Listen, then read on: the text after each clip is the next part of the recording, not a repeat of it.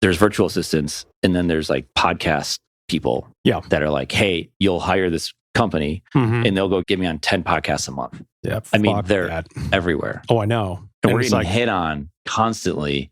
And I found some diamonds in the rough, and people are like, wow, these are great connections and people we stayed in touch with. But most often, though, it's like, here's my client and here's all the stuff that they've done. And sometimes it's really good. It's not to say it's not. Yeah. But it's top 40, under 40. That a lot of the stuff was pay to play, right? It was like a game. And then I go do a search on them, and they've been on every bogus podcast that's out there. Not everyone has a podcast, which I can talk about that. But like everyone that's ever had a podcast has already featured this person. It's like, and they're all saying the same thing. Like, how boring is this? Yeah. The only way that I've ever taken on guests has been either people that I know, or I've asked for referrals from other podcasters who I respect. Like if you have almost like a podcasting group that you actually trust, in which for me, it was me, Dob Barron, which his shit continues to blow up. Oh, there's like 2 or 3 other folks that had just massive followings. We just would recycle guests and we would just send them to each other like, hey, I got somebody for you and you go talk on this. And it's like that right there. It meant that I didn't have to do any work to figure out if this person was full of shit. Like if it was a referral from Dov, it was like, but there is something to say like, hey, if I wanted to hire, not me, but if someone wanted to hire somebody to go get them on podcasts, I understand the possible value in that, except that there's so many of them. And really, like, for example, we reached out to someone recently. They wanted to be on the podcast, but their whole thing was they've been featured in Forbes. They've been on Harvard Business Review. They've written all of these books. They're on Twitter. They have a following. Hold on, you said they're on Twitter? Twitter. What the fuck? Wow. Why? No, I'm just saying, who gives a fuck? Anybody can be on Twitter. Oh, please. No, I see what you're saying. Work on your presentation. Sorry. All of it was like bought. I could just tell, right? 6,000 followers and not one person likes one of their posts, right? I'm not saying that you have to have a lot of engagement. Just because a post hasn't or doesn't have engagement doesn't make it good or bad, right? I get that. When you have a book, you've written, let's say they read 7 books. You go to Goodreads, go to Amazon, you read the reviews, like 6 reviews. You go to Goodreads, they have like 8 reviews, and they're all 1-star, 2-star, maybe a couple 5s because they're friends, whatnot.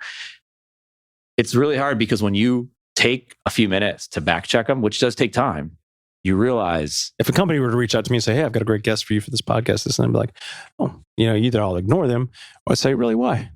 Like somebody was wanting to be on the podcast for the Best Pandemic Ever podcast. Clearly, they hadn't looked to see what the podcast was about. They said, so-and-so is a business guru. He's done this and this, blah, blah, blah, blah, blah, blah, blah, blah, blah. And I was just like... So you're not interested in taking people on the podcast that are reaching out to you that you don't know unless something catches your eye like immediately? Yeah. I mean, the podcast hasn't been really active lately, which that'll start up again. In general, like even in the past? In general, no. In the past, it's like criteria. Are we recording this now? Oh, yeah. Oh, we are? Have we been recording this whole time? We have. I mean, we might so not when I use shit it. on you for saying Twitter, that's okay, good. Yeah. So, but I could control the narrative. So like I can edit words out and then it makes it sound like you're just, you're not one to work with. Shit. So. Hey, real quick, Content Matterz with a Z is our content marketing company that helps entrepreneurs tell their own stories to those who care. And here's the thing. We think every entrepreneur that is willing should have their own content platform. And we want to help make that happen, both by working directly with entrepreneurs and by sharing our own stories, exploring the craft of content marketing. Content Matterz, one piece of content at a time. Learn more at kazcontent.com.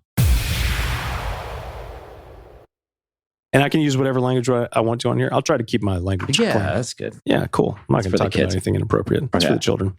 So the question you were asking about is how I make decisions on podcast guests. Yeah. So I think the first criteria is this. Number 1, do I give a shit? Am I interested in this person? Am I interested in what they have to talk about?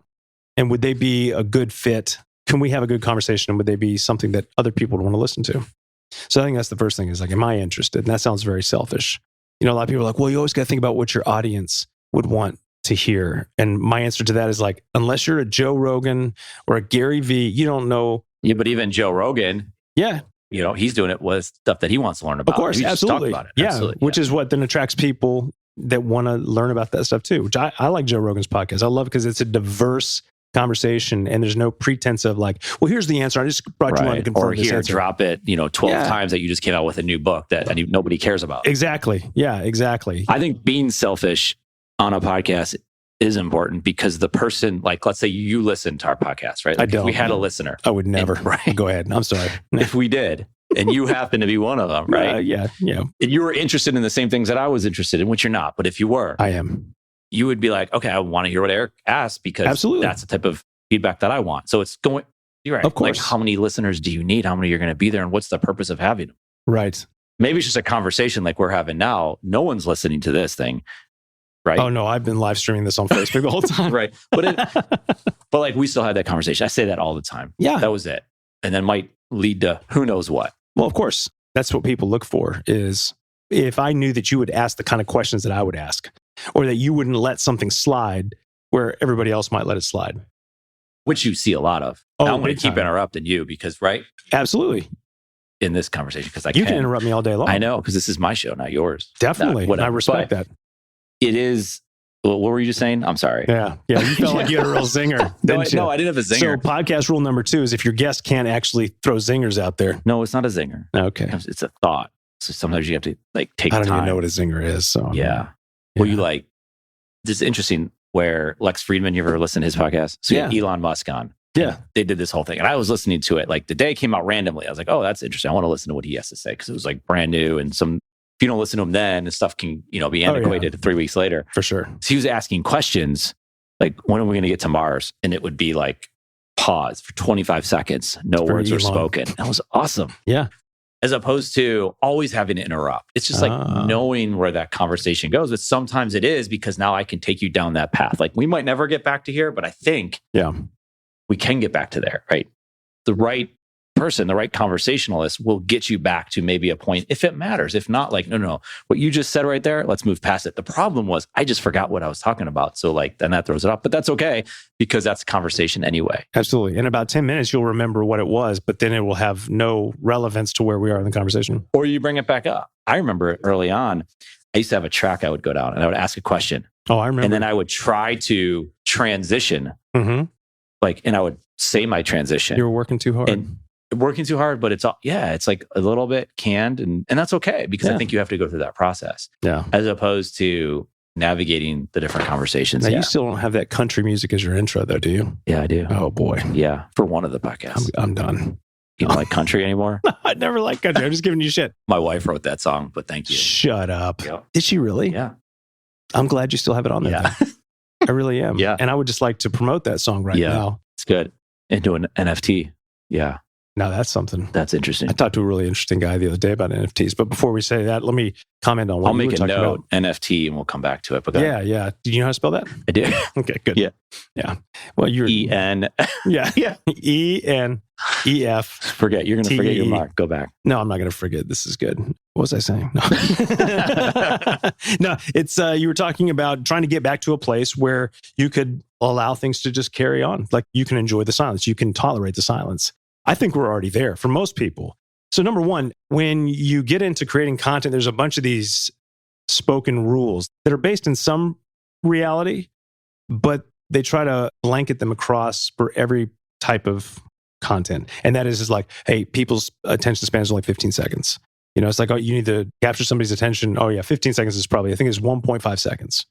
So there's this, nobody's going to want to listen to a podcast for more than 30 minutes. I'm like, bullshit. The podcasts I listen to are all over 30 minutes. If it's less than 30 minutes now, I'm like, it's probably nothing good that I can really get out of that. Ironically, a lot of the stuff that's on my podcast is less than 30 minutes because most of it is audio extracted from video stuff that I put out there. Right. That's different. Yeah. So that goes to this point too, is that there's different purposes. There's different reasons for doing things. But we're so inundated with information, stimulation, media, all of it, especially since the pandemic. I mean, you pretty much have a captive audience. And so everybody's on their phone, everybody's on Zoom. And it gets to a point where this constant feed of information in short little snippets, it drives you insane. I think for most people, they want a 3-hour conversation.